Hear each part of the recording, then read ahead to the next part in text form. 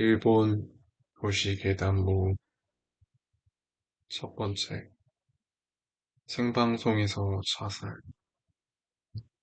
도카이 지방에 있는 로컬 방송국에서의 사건이며, 그날은 해변에서 생중계로 방송을 하고 있었습니다. 중계를 하는 여자 아나운서 뒤 바다에 옷을 입은 여성이 바다로 들어가는 모양이 비춰졌습니다. 자세히 보니 그녀는 자살을 하려고 했던 겁니다.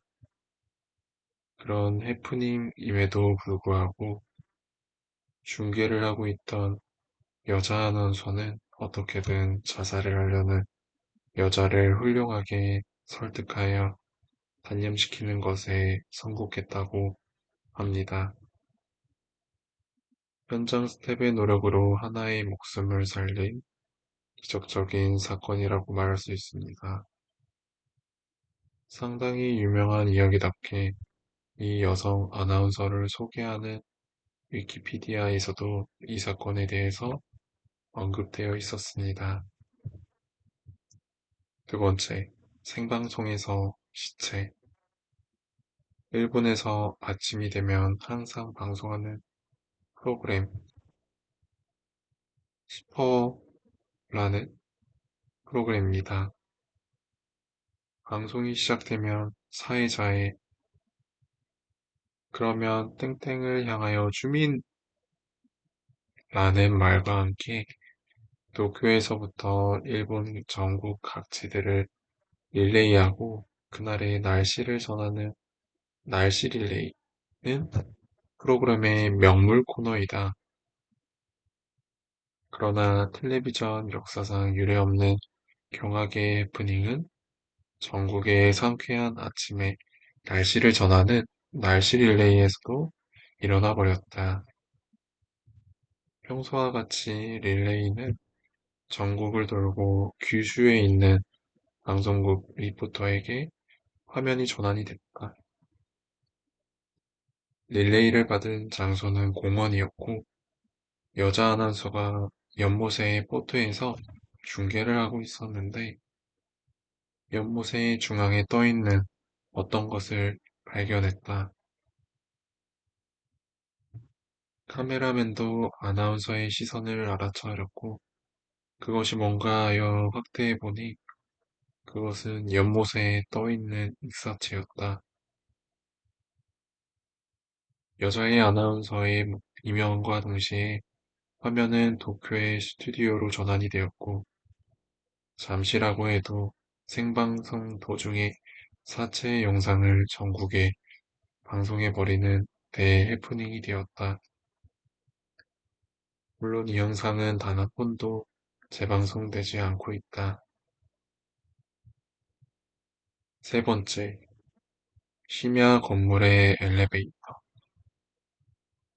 그날 L씨는 잔업으로 인하여 새벽 2시 가까이 회사에 있었다. 그 회사는 옛날부터 귀신이 나온다는 소문이 들리는 곳이었다. L씨는 대충 일을 마치고 돌아가려고 엘리베이터로 향했다. 엘리베이터가 4층에 내려오고 있었다. L씨는 2층에서 기다리고 있었다. 그러자 엘리베이터가 3층에서 멈추었다. 이상하다. 한밤중에 누가 이 건물에 또 있나? 경비 아저씨인가? L씨가 이런 생각을 하고 있는 동안 엘리베이터가 움직이기 시작했다. 그러자 엘리베이터가 2층에서 멈추지 않고 1층까지 내려가기 시작했다. 어? 그러자 엘리베이터가 2층으로 올라와 멈추었다. 드디어 왔구나 생각하며 엘리베이터에 탔다. 그런데 믿을 수 없는 것이 아무도 없음에도 불구하고 정원 초과 버튼에 불이 들어오고 있었다.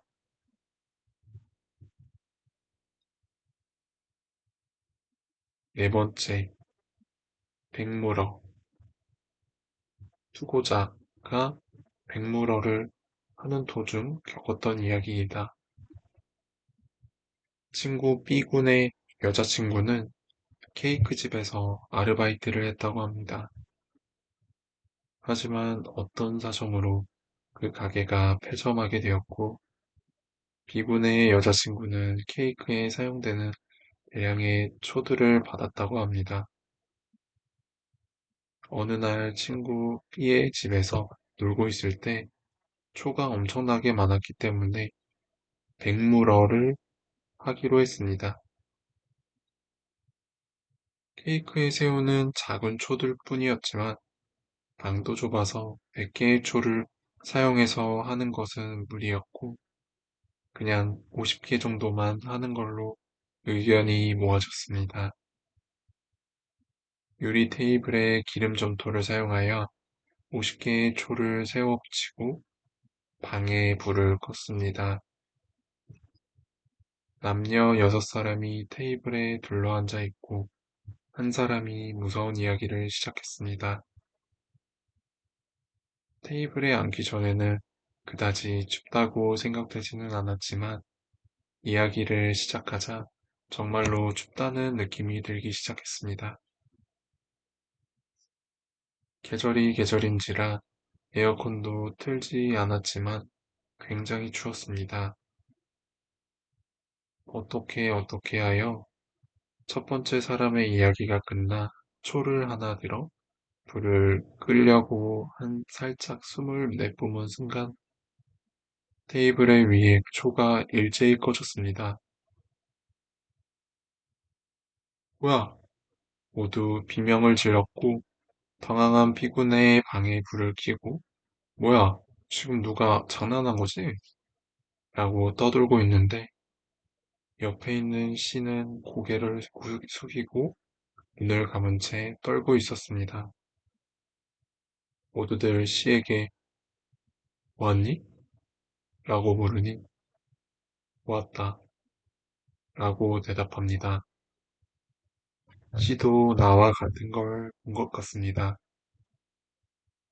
첫 번째 이야기가 끝나고 모두가 촛불을 끄는 친구에게 주목하고 있던 중 50개의 이야기를 다 할 걱정에 테이블을 쳐다보고 있던 나와 씨는 불이 다 꺼지기 직전에 유리 테이블에 반사되어 비치는 어느 여성의 얼굴을 본 겁니다.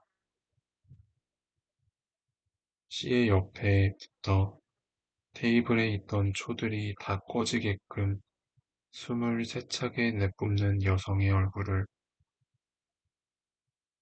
여기서 백물어는 일본의 전통적인 풍습으로 한밤에 여러 병이 100개의 초를 켜놓고 100가지의 괴담을 이야기합니다.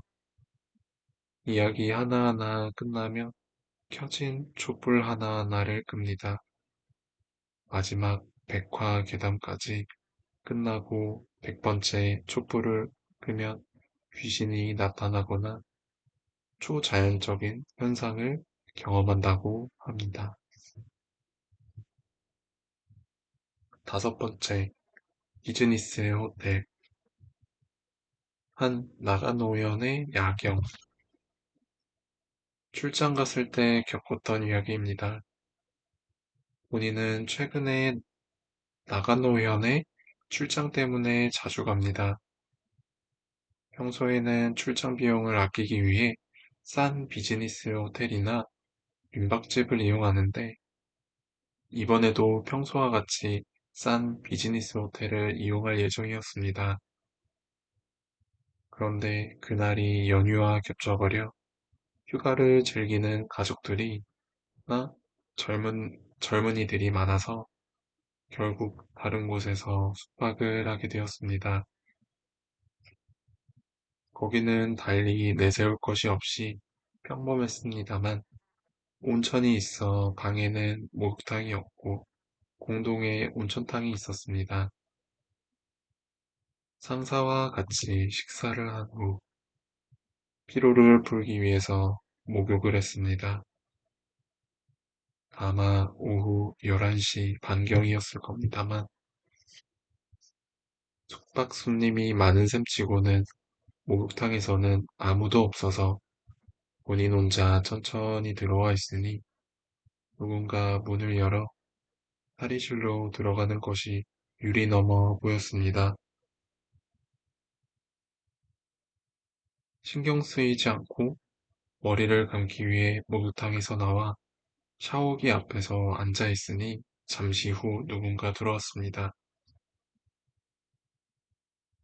탕에 올이 있어서 머리가 어질어질했으며 머리만 씻고 올라갈까 하고 생각하면서 무의식적으로 옆을 보니 아무도 없었습니다. 이상하구나 라고 생각했습니다만 목욕을 하려고 왔다가 그냥 올라갔구나 라고 생각을 해서 밖으로 나와 옷을 입기 위해 락커 쪽으로 가니 락커 안쪽에는 방금 들어온 사람의 것이라고 생각되는 옷이 있었습니다. 뭐지?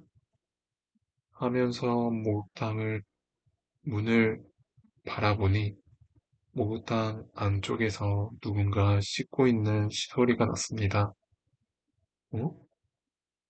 하면서 목욕탕 문을 열어보니 그곳에는 아무도 없었습니다. 다음날 이 이야기를 상사에게 얘기를 하니 너도 그랬니? 라고 말하는 겁니다. 역시 같은 이야기를 호텔 직원에게 얘기를 하니 아, 그 사람 저였습니다. 라는 말을 했습니다. 그 후 절대로 그 호텔에 숙박을 하고 있지 않습니다. 여섯 번째, 아오모리 터널. 아오모리와 아사모시 중간에 있는 구구리 자카 터널 바로 옆에 같은 터널이 있습니다. 그 터널은 아오모리 입구 쪽에 아사무시 입구 쪽에서도 큰 철망으로 막혀 있어서 절대로 지나가지 못하게 만들었습니다.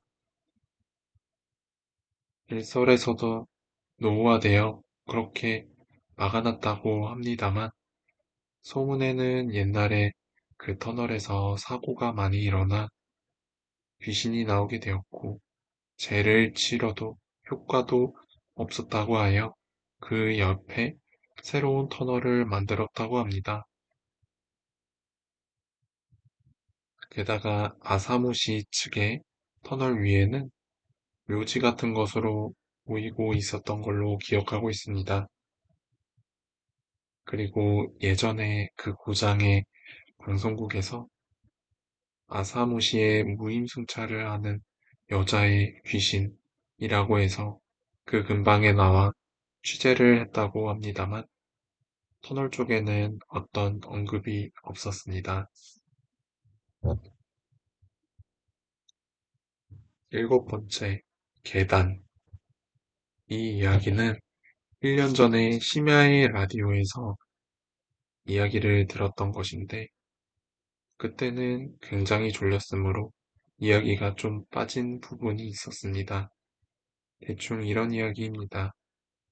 수고자의 친구 A의 이야기로는 A는 도쿄에 있는 맨션에 이사를 한 친구 B의 이삿짐 나르는 것을 도왔다고 합니다. B가 이상한 방은 2층으로 문 앞에 6단으로 이루어진 계단이 있었고 넓은 곳 치고는 집세가 싸다고 했던 방이었습니다. 짐도 전부 방에 옮기고 그날 A는 B의 이사한 집에서 하룻밤 묵었다고 합니다. 새벽 2시경 A는 문득 눈을 떴고 다시 자려고 눈을 감으려는 찰나 창밖으로부터 작은 여자아이의 노랫소리가 들렸다고 합니다. A는 이런 시간에 누가 라고 생각하여 창밖을 보았지만 아무도 없었다고 합니다. 그러자 갑자기 계단 아래부터 그 여자아이 목소리가 들려왔고, 오늘은 한 계단 올라갔다. 내일도 한 계단 올라가야지. 라는 목소리가 들려온 곳입니다. 목소리는 이후 들리지 않았고, A는 다시 잠을 자고 다음날 집에 돌아갔다고 합니다. 며칠 후 B와 만났는데 B는 그 맨션에서 이사를 했다고 합니다. B가 말하길 A가 돌아간 다음날부터 그 여자아이의 목소리가 들렸고 하루하루 경과할 때마다 그 목소리가 점점 가까워졌다고 합니다. 6일째는 그 목소리가 무려 방 앞에서 들려왔다고 합니다.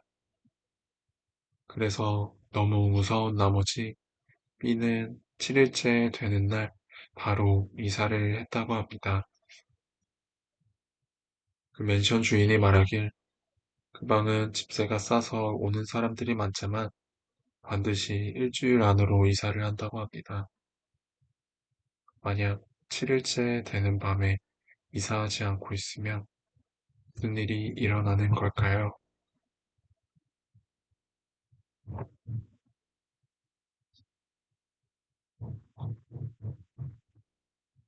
아홉 번째, 다른 세계로 가는 방법. 다른 세계에 가는 방법. 준비물. 10층 이상이 있는 엘리베이터. 1. 우선 엘리베이터를 탑니다. 할 때는 무조건 혼자만. 2. 엘리베이터에 탄 채 4층, 2층, 6층, 2층, 10층을 눌러 이동합니다. 이때 누군가 타면 성공하지 못합니다. 3. 10층에 도착하면 내리지 않고 우측 버튼을 누릅니다. 4. 5층에 도착하게 되면 젊은 여자가 탑니다. 그 사람에게는 말을 걸지 않습니다. 5. 여자가 타면 1층을 누릅니다. 6. 누르면 엘리베이터는 1층에 내려가지 않고 10층으로 올라갑니다. 올라가고 있는 도중에 다른 층 버튼을 누르면 실패합니다. 단, 그만두려고 하면 이것이 최후의 기회입니다. 7. 9층을 지나치면 거의 성공했다고 해도 좋다고 합니다. 성공을 확인하는 방법은 한 개만 있다고 합니다. 그 세계는 당신밖에 사람은 없다고 합니다. 거기에서 어떻게 될지는 모르겠습니다만, 그러나 하나 확실한 거는 5층에 탄 여자는 사람이 아니라는 것만.